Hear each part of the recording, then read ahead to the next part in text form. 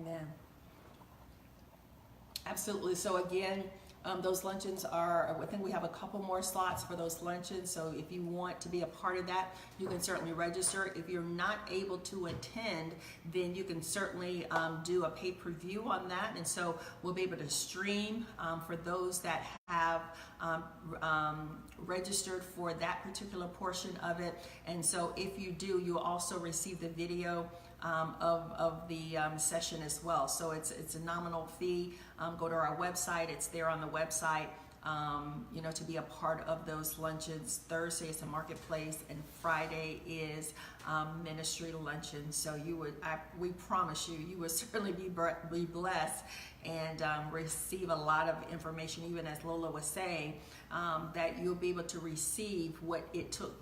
Receive in just a matter of hours what it to learn and to gain the wisdom and the knowledge that these experts are going to come with. So again, we're really excited about that. Well, there she is. She's back, and the enemy didn't want us to get that answer out. But I really feel like sometimes he's after the next generation. Right, he's after your generation. He wants you to be frustrated. He wants you to feel stagnant. He wants you to feel as if though what you have to say is not important. But I believe that a part of our responsibility. God is the God of Abraham, Isaac, and Jacob, and He's a multi-generational God. And so one of the things that I know is important, he talk about, he calls the older because they're wise, and the young because they're strong. But I think that the younger generation also has some wisdom that you guys bring to the table. And so one of the things that I wanted to ask you was, what do you think has been one of the frustrations that you've had as a millennial? Trying to get your ideas and get people to really hear and see what you've got to say. What do you think is one of the biggest frustrations, as it pertains to that? Oh, wow. That's a good question. So as a millennial, one of the biggest frustrations that I've experienced spiritually and professionally, probably in every area that I've been in life, is not having access to mentors or not having access to people who have the heart to help others, which is why I'm grateful for you all, number one, and grateful for what you're doing and bringing people together to help share and to give information to others. Can you all hear me okay? Is everything okay? Oh, yeah, we hear you good, yeah. Okay, perfect. A couple of years ago, I was giving my daughter a bath, and I love how God speaks to us in every moment and through everything. And as I'm giving her a bath, I'm running the water and I'm checking it with my hand to see if it's too warm or if it's too cool. And she went to try to do the same thing that I did. And I'm like, no, you can't do that. That's too hot for your hand. And she's like, well, why can't you put your hand in there? And I'm like, well, my skin is a little bit older, it's a little bit tougher. I can take that. Your skin can't take it yet. And as I was in that moment, the Lord reminded me of something that I had seen like my 80-year-old grandmother do. And I wouldn't advise anybody try this at home, but I've seen her go to an oven with food in there, this hot oven that's been cooking something, and she will grab it with her bare hands. And it's not like she's holding on to it forever, but it's still hot. And she puts it down. And I'm like, wow, she's been conditioned to handle that. Our older generations, baby boomers, Gen Xers, traditionalists, or the silent generation, whatever you want to call them, they have information, they have experience, and things that we millennials and even the generation under us, Generation Z or post-millennials, have that we don't have. And as you said, there's ideas, there's wisdom that millennials have or that Generation Z has that the older generations don't have. And we have to be able to work with one another in humility, not being like, because I'm older, I know everything. We can't be old fools and we can't be young fools either. So all of us need to be able to work together, because when we do, we can really, really do something that's powerful. And back to your question, what's been my biggest frustration? Not having those mentors, not having the older people that can come along, the more mature people that can come along and say, hey, I did this. Let me give you some insight on that. Not having that, someone to really, really help me. That's what we need. We have, I believe that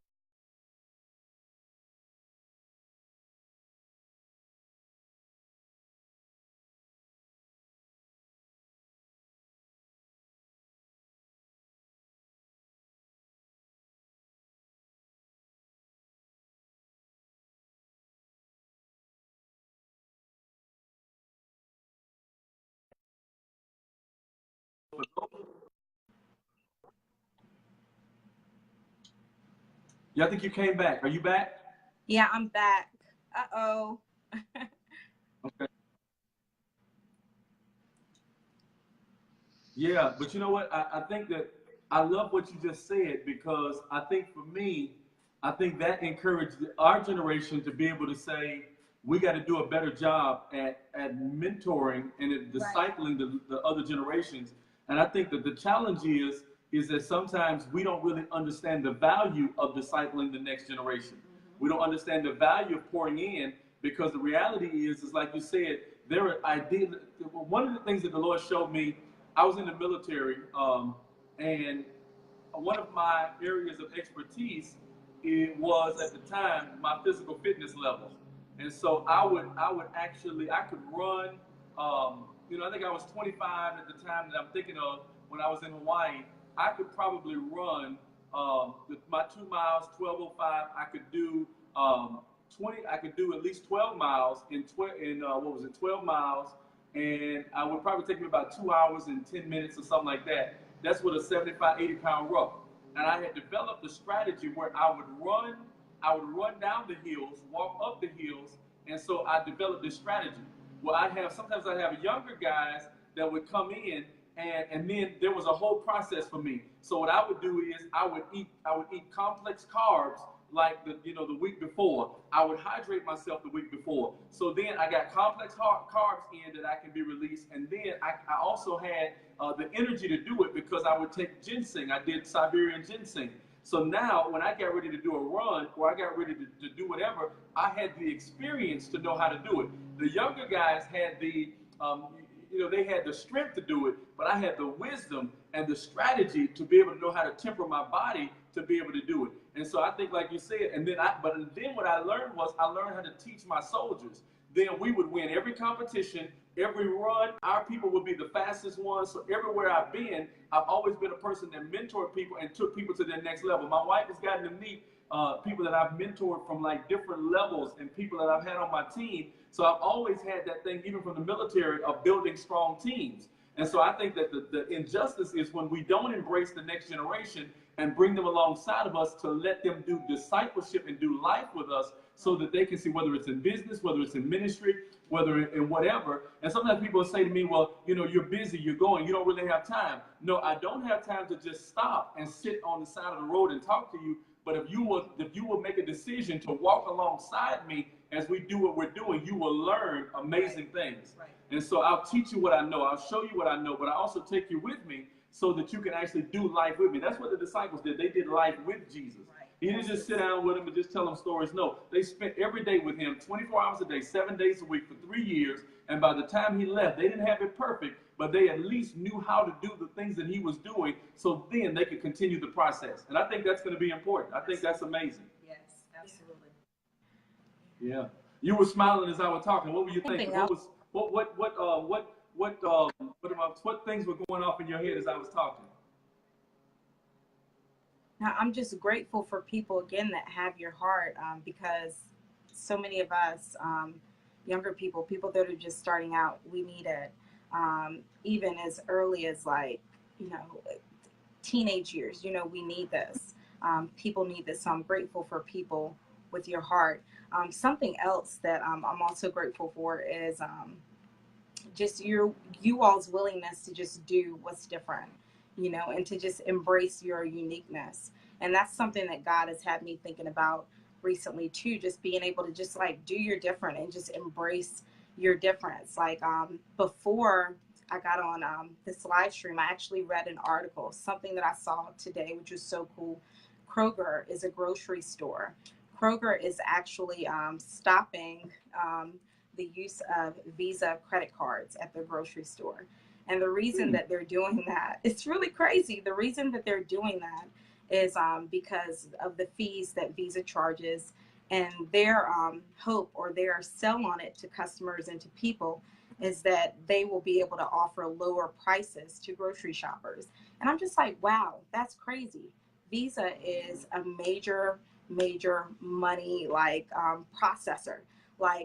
How would a grocery store have the tenacity to say, We're not going to use Visa.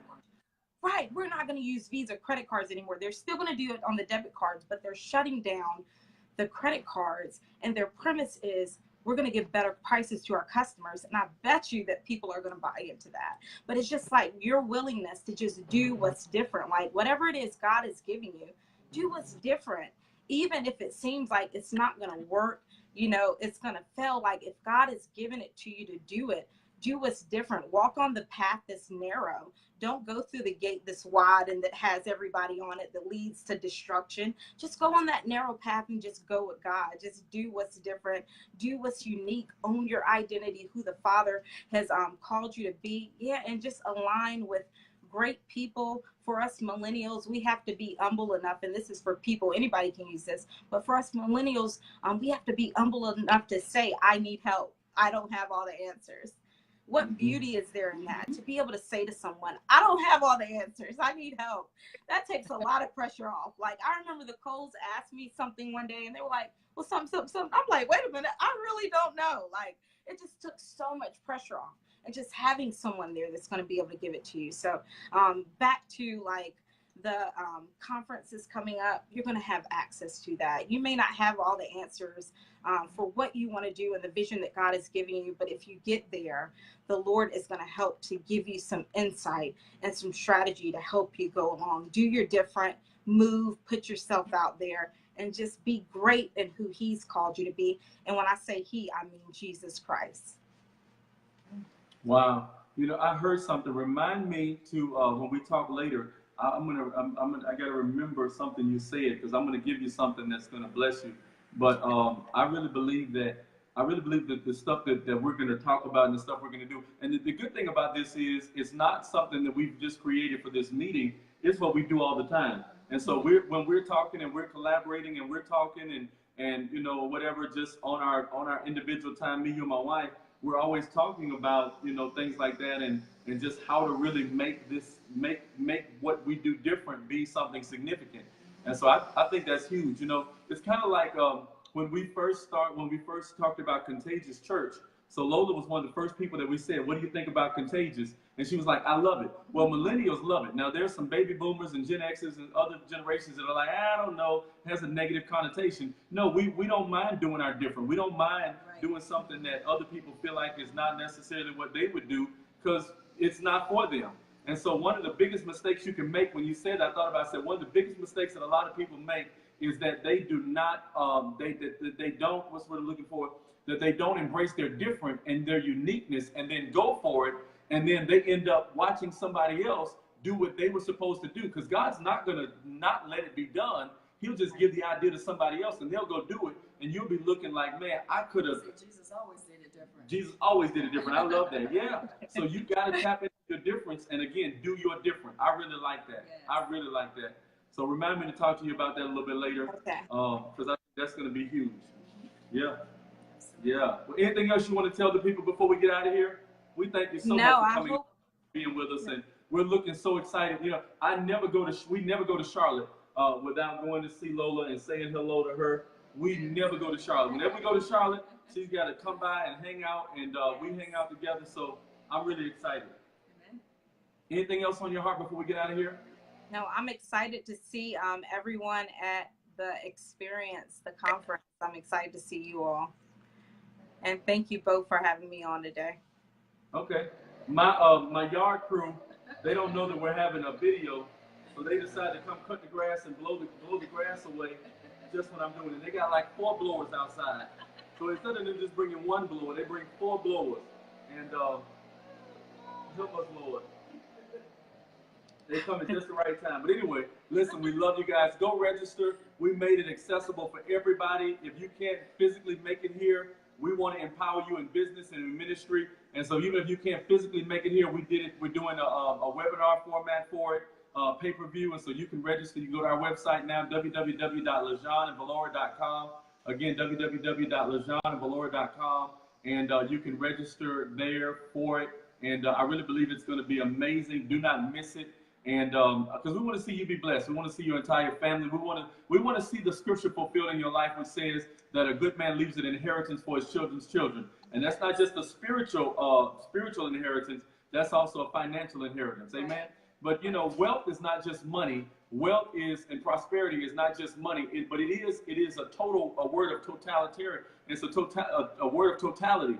And Apostle John has been talking about the good land. So we want to see you live in your good land and receive everything that pertains to your good land. We love you guys, and we look forward to seeing you at the conference. Yes, legacy. That's what it's all about. So we look forward to seeing you guys, and it's going to be amazing. It'll be a family reunion for our entire family. It's going to be amazing. Lola, we love you, girl. We're going to see you on Thursday. Yes. Yeah. All right, bye-bye. Now, as soon as we're done, all of the barn people leave. Praise the Lord. Okay, love you guys. Talk to you soon. They say they're done too. Yep.